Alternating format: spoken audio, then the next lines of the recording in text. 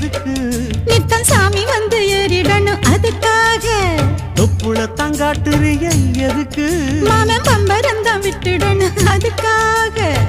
சும்மா நாச்சு பார்க்கும் போது சூட்டனைய ஏத்துற சாராயத்தை கண்ணுல வச்சு ஆளு மேல ஊத்துற காஞ்ச மாடு கம்புலதான் பாஞ்சது போல் தெம்புலதான் நீயும் மேய பாக்குற மூட்டை தூக்கும் மாமாய் அழகு மான தூக்கலாமா மாமன் வீரம் என்ன